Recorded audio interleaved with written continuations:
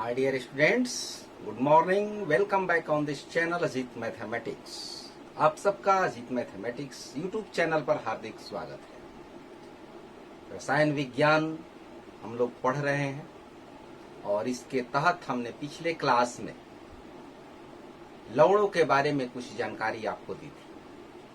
आज उसी को आगे बढ़ाते हुए हम आज सीखेंगे साधारण नमक से रसायन। साधारण नमक जो हर घर में प्रयोग होने वाला ये पदार्थ, जिसका रासायनिक नाम सोडियम क्लोराइड,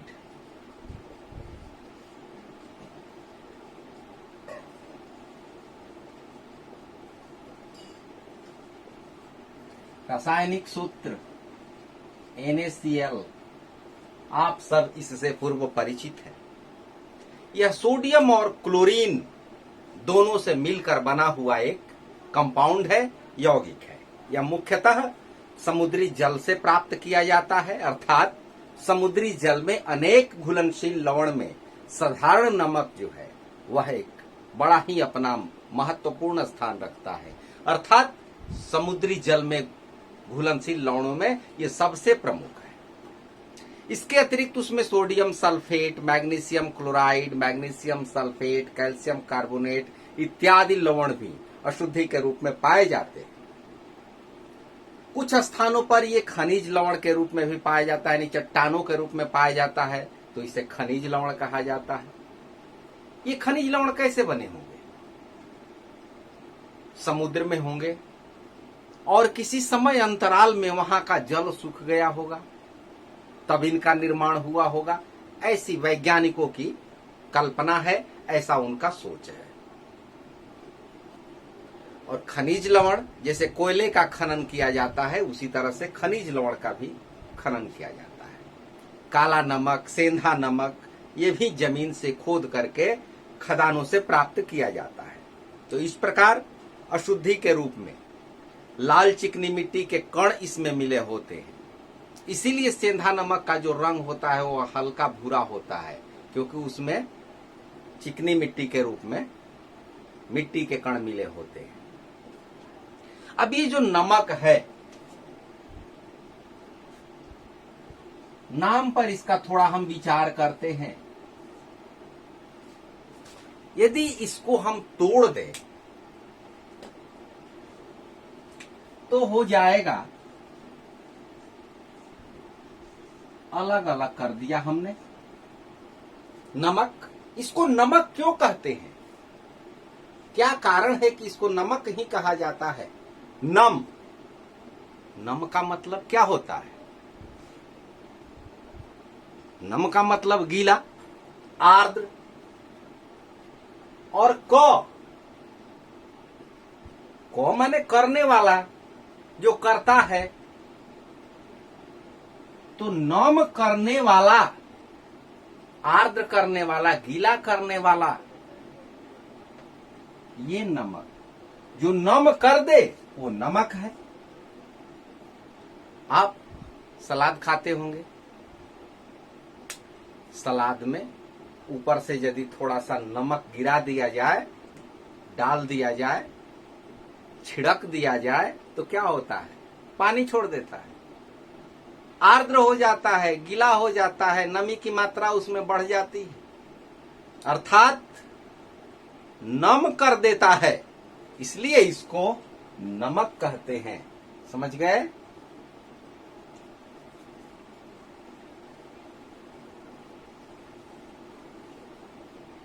अब ये जो साधारण नमक है, बड़ा ही महत्वपूर्ण पदार्थ है, बड़ा ही इंपॉर्टेंट। केवल खाने के लिए ही नहीं, बहुत से रासायनिक यौगिकों के निर्माण में इसका उपयोग होता है। चूंकि साधारण नमक में मैग्नीशियम क्लोराइड MgCl2 जो होता है अशुद्धि के रूप में उपस्थित रहता है, और यह एक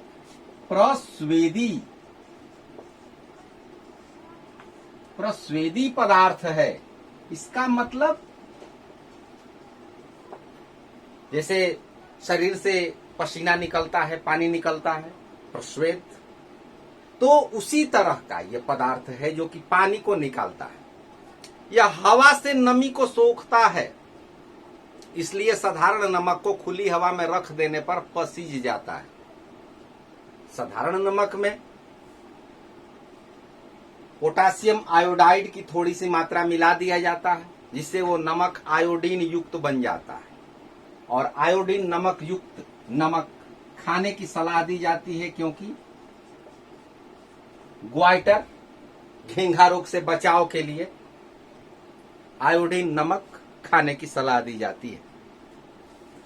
साधारण नमक का सूत्र तो आप जान गए, सोडियम क्लोराइड। सेंधा नमक पोटासियम क्लोराइड को कहा जाता है।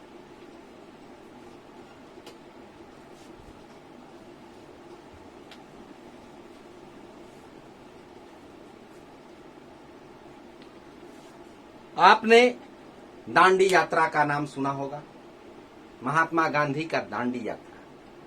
महात्मा गांधी ने नमक के लिए आंदोलन किया था। स्वतंत्रता संग्राम में नमक एक महत्वपूर्ण पदार्थ, महत्वपूर्ण सिंबल था। महात्मा गांधी की दांडी यात्रा नमक के लिए ही की गई थी। इनसे आप परिचित हैं। इतिहास में इसके बारे में विस्तृत जानकारी आप दांडी यात्रा से ले सकते हैं।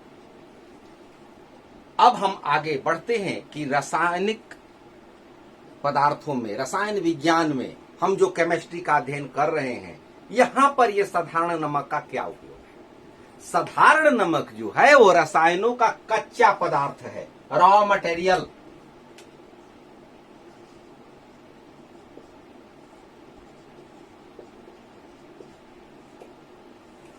साधारण नमक रसायनों का कच्चा पदार्थ। क्यों? इसके बारे में आप समझ लें। यह महत्वपूर्ण रसायन है। इसका उपयोग तो हम अपने भोजन में करते ही हैं। और ये सोडियम क्लोराइड हमारे नर्वस सिस्टम को, तंत्रिका तंत्र की कार्य प्रणाली को, मांसपेशियों की गति को, भोजन को पचाने के लिए, जैसा कि पिछले क्लासेस में आपने सुना होगा, हमारे द्वारा ही सुना होगा कि हमारे शरीर में हाइड्रोजन क्लोराइड, हाइड्रोक्लोरिक अम्ल का स्राव होता है अमाशय में, और जिसके कारण भोजन का पाचन होता है। तो हाइड्रोजन क्लोराइड या हाइड्रोक्लोरिक एसिड, उसको नमक अम्ल कहा जाता है, नमकाम्ल कहा जाता है। इस बात को भी मैंने बताया था। नमकाम्ल, HCl, नमक से यह अम्ल तैयार होता है। यदि हम अपने भोजन में नमक का उपयोग न करें तो यह अम्ल न बनेगा, और जब यह अम्ल नहीं बनेगा तो भोजन का पाचन नहीं होगा, खाद्य पदार्थ नहीं पच पाएंगे। अधिक मात्रा में यदि हो जाए तो एसिडिटी बढ़ जाती है।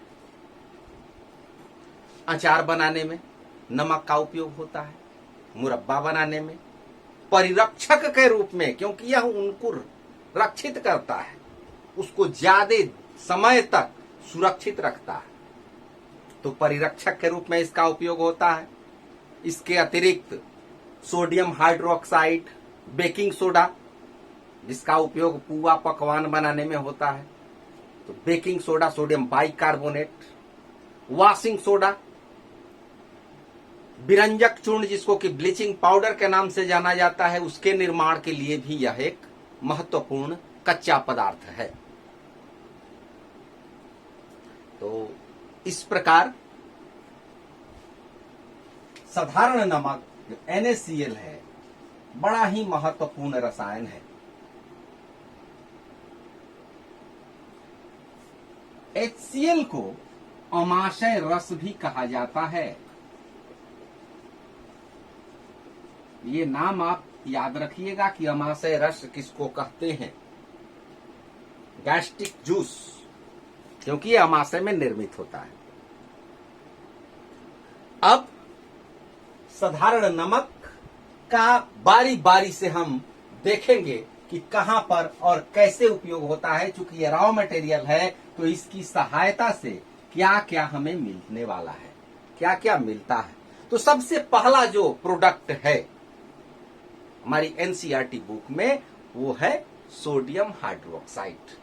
Sodium hydroxide NaOH।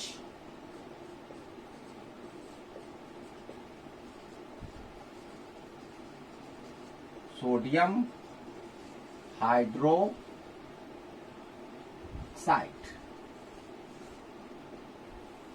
NaOH।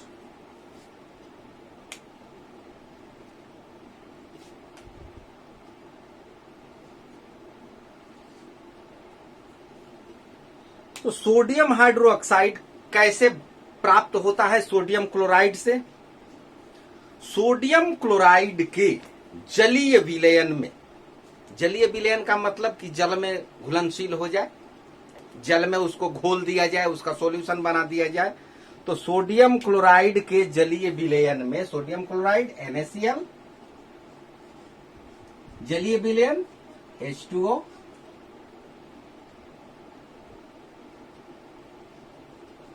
ये लिक्विड, सोडियम क्लोराइड के जलीय विलयन में जब विद्युत धारा प्रवाहित कराई जाती है, विद्युत धारा, इलेक्ट्रिक करंट, तब क्या बनता है? तब हमें 3 पदार्थ प्राप्त होते हैं, sodium hydroxide, chlorine gas, sodium hydroxide, chlorine gas और हाइड्रोजन गैस। और ये NaOH जो होता है वो एक्वस के रूप में, जलीय विलयन के रूप में ही प्राप्त होता है। इसको बैलेंस कर देते हैं 2H2O और 2 NaOH। इस प्रकार सोडियम हाइड्रोक्साइड प्राप्त हो जाता है। साथ में क्लोरीन गैस और हाइड्रोजन गैस भी प्राप्त होती है। ये जो क्लोरीन गैस है यह एनोड पर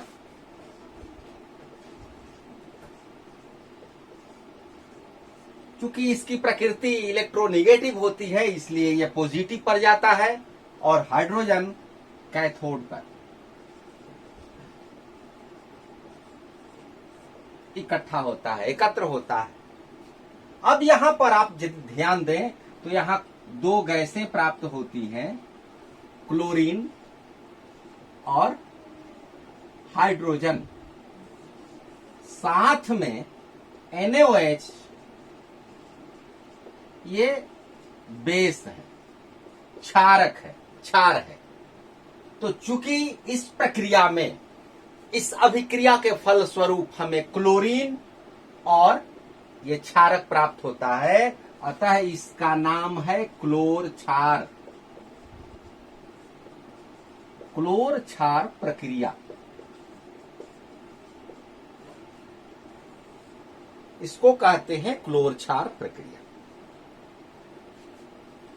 क्योंकि इससे जो उत्पाद होता है, जो प्रोडक्ट होता है, उसमें क्लोरीन मिलता है और सोडियम हाइड्रोक्साइड क्षार मिलता है। अब यहां जो 3 प्रोडक्ट हमें प्राप्त होते हैं, इन तीनों उत्पादों को एकत्र कर लिया जाता है, इकट्ठा कर लिया जाता है।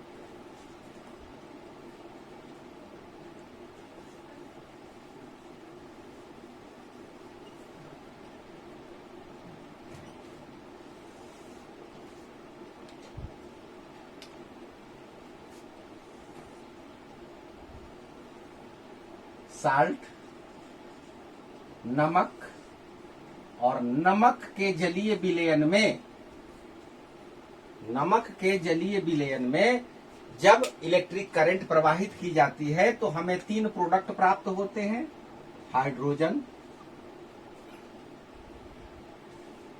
कैथोड पर,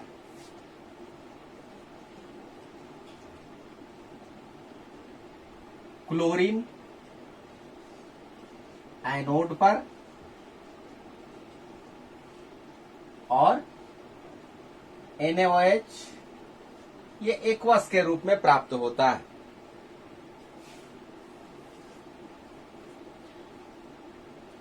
अब इन सब का उपयोग है, इन सब का कहां कहां उपयोग होता है, तो इसके लिए आप अपनी बुक को देख सकते हैं, पेज नंबर 33 में इसका उपयोग लिखा हुआ है ऑन द फिगर।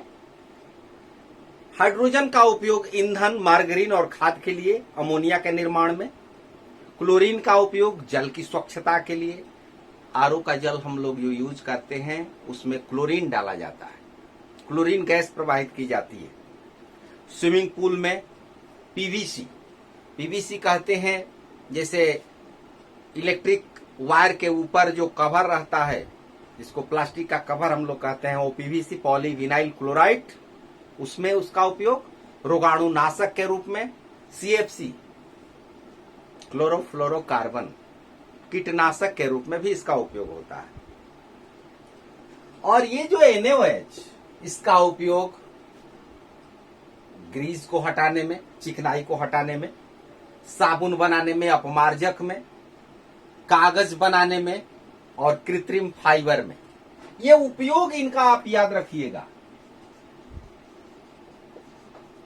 उपयोग अवश्य याद रखिएगा कि इनका उपयोग कहां होता है, क्योंकि उपयोग परीक्षा में पूछा जा सकता है। साथ ही साथ अब फिर यहां जो हाइड्रोजन और क्लोरीन होते हैं, इनसे मिल करके 2HCl हाइड्रोजन क्लोराइड गैस बन जाता है, या हाइड्रोक्लोरिक अम्ल भी इसको कहते हैं। हाइड्रोजन क्लोराइड गैस को जब जल में घोल दिया जाता है तो हाइड्रोक्लोरिक एसिड का रूप धारण कर लेता है। तो हाइड्रोक्लोरिक एसिड, अब इसका अलग से उपयोग होता है इस्पात की सफाई में, अमोनियम क्लोराइड के निर्माण में, दवाइयों के रूप में भी इसका उपयोग होता है। साथ ही साथ सौंदर्य प्रसाधन में, सौंदर्य प्रसाधन समझ रहे होंगे, अधिकांशतः महिलाएं इनका उपयोग करती हैं। तो महिलाओं के लिए बड़ा ही महत्वपूर्ण पदार्थ हाइड्रोजन क्लोराइड या हाइड्रोक्लोरिक एसिड, सौंदर्य प्रसाधन। सबका जड़ कहां पर है? साल्ट, नमक। नमक से ही सबकी उत्पत्ति हुई है, यानी नमक एक तरह से समझिए तो इन सब के लिए सृष्टिकर्ता हुआ। इन सब का निर्माण, इन सब की सृष्टि नमक से ही होती है। तो नमक को हम यहां पर ब्रह्मा की संज्ञा दे सकते हैं। अब ये क्लोरीन और NaOH ये मिलकर के क्या बनाते हैं? तो ब्लीचिंग पाउडर बनाते हैं।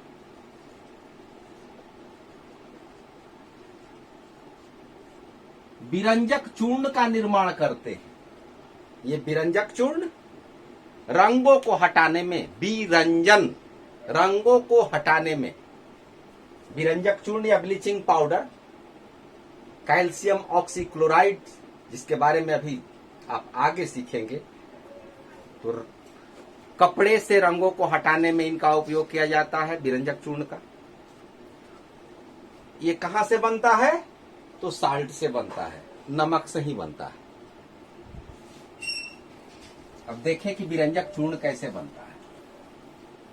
क्लोरीन और सोडियम हाइड्रोक्साइड किस प्रकार विरंजक चूर्ण का निर्माण करते हैं, इसको जाने, क्योंकि बड़ा ही महत्वपूर्ण ये टॉपिक है आपके एग्जामिनेशन व्यू के दृष्टिकोण से, साथ ही साथ नॉलेज के लिए भी आवश्यक है। तो विरंजक चूर्ण या ब्लीचिंग पाउडर,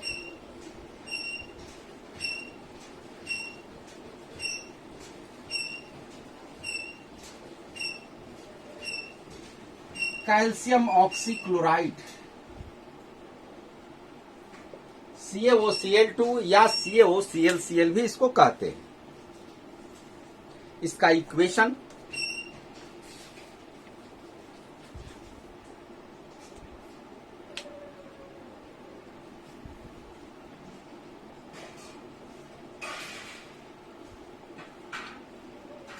चूंकि हम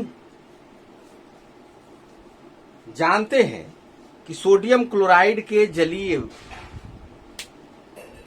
विलयन में विद्युत अपघटन की जब प्रक्रिया कराई जाती है तो क्लोरीन का निर्माण होता है और वहां से क्लोरीन ले लिया जाता है। इस क्लोरीन गैस का जो उपयोग होता है वो विरंजक चूर्ण के उत्पादन में होता है।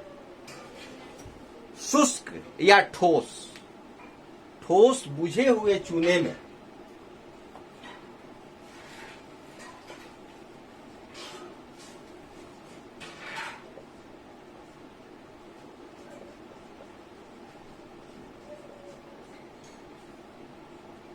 चूने का सूत्र दो तरह का होता है, एक होता है कली चूना और एक होता है बुझा हुआ चूना, या उसको भखरा चूना भी कहा जाता है।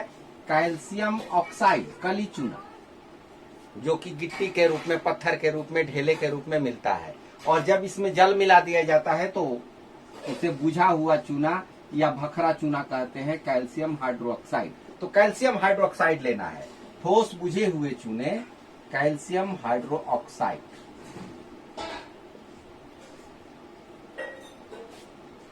पर 313 केल्विन टेम्परेचर, केल्विन में 313 केल्विन अर्थात यदि सेल्सियस में लिया जाए तो 40 डिग्री सेल्सियस ताप पर क्लोरीन गैस प्रवाहित करने पर, क्लोरीन गैस का ये संकेत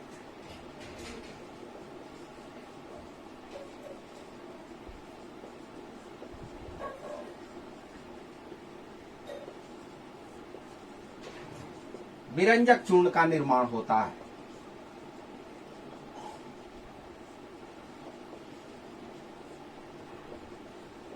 अब इसका इक्वेशन जरूरी है, क्योंकि रसायन विज्ञान में यदि इक्वेशन का हम जिक्र न करें, इक्वेशन न लिखें तो अधूरा है। जैसे भोजन में नमक का उपयोग न किया जाए तो कोई स्वाद नहीं, अधूरा है। तो इक्वेशन मोस्ट इंपॉर्टेंट, जरूरी है। Calcium hydroxide CaOH whole twice, chlorine Cl2, temperature 313 kelvin, निर्माण होता है कैल्शियम ऑक्सीक्लोराइड CaOCl2, साथ में जल अलग। अब इसकी प्रॉपर्टी, इसका गुणधर्म क्या है? तो यह हल्का पीलापन लिए हुए सफेद चूर्ण होता है। रंग में इसका रंग सफेद, व्हाइट, सफेद चूर्ण है। और इसमें जो गंध होती है वो क्लोरीन जैसी गंध, Cl जैसी गंध, क्लोरीन जैसी गंध पाई जाती है। यह टेम्पररी कंपाउंड है, अस्थायी यौगिक है। वायुमंडलीय नमी और CO2 द्वारा ये अपघटित हो जाता है। वायु में खुला छोड़ देने पर इससे क्लोरीन गैस बाहर निकल जाती है। यह तनु अम्लों से अभिक्रिया करके क्लोरीन गैस बनाता है। तो ये इसकी प्रॉपर्टी हुई। अब इसका गुणधर्म, तो सबसे पहला बड़ा गुणधर्म कि रंगों के विरंजन में होता है। लॉन्ड्री का नाम आप सुने होंगे, जहां पर कपड़ों की धुलाई होती है, सफाई होती है। कीटनाशक के रूप में, कीटाणुनाशक के रूप में जल को शुद्ध करने के लिए इसका उपयोग होता है। कागज की फैक्ट्री में, लकड़ी के मज्जा तथा कपड़ा उद्योग में सूती और लिनेन के विरंजन में इसका उपयोग होता है।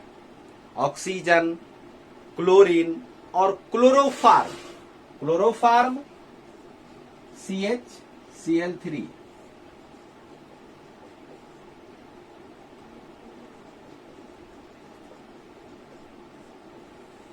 ये क्लोरोफार्म कार्बनिक कंपाउंड है, जिसका उपयोग ज्यादातर डॉक्टरों के द्वारा किया जाता है। ऑपरेशन इत्यादि के पहले रोगी को बेहोश करने में इसका उपयोग करते हैं। तो क्लोरोफार्म के निर्माण में भी विरंजक चूर्ण का उपयोग किया जाता है। कई रसायनों में, कई रासायनिक उद्योगों में यह एक ऑक्सीकारक के रूप में, ऑक्सीडाइजिंग एजेंट के रूप में इसका उपयोग किया जाता है, यानी उपचायक के रूप में। तो इस प्रकार विरंजक चूर्ण के कुछ गुण हैं, कुछ उपयोग हैं। इनको आपको ध्यान में रखना होगा, याद रखना होगा परीक्षा के लिए। लेकिन इन सब के मूल में, विरंजक चूर्ण के मूल में क्या है? तो साधारण नमक है। क्योंकि जब साधारण नमक से क्लोरीन का उत्पादन नहीं होता, क्लोरीन का उत्पादन नहीं होता, तो ये विरंजक चूर्ण का निर्माण नहीं होता। यानी विरंजक चूर्ण के बनने में क्लोरीन, साधारण नमक, सोडियम क्लोराइड अपनी प्रमुख भूमिका निभाता है। इस प्रकार हम देखते हैं कि साधारण नमक कितना महत्वपूर्ण है, इसीलिए इसको रॉ मटेरियल कहा जाता है। अब आज इतना ही, अगले क्लास में इसके आगे की चर्चा की जाएगी। Thank you, all the best.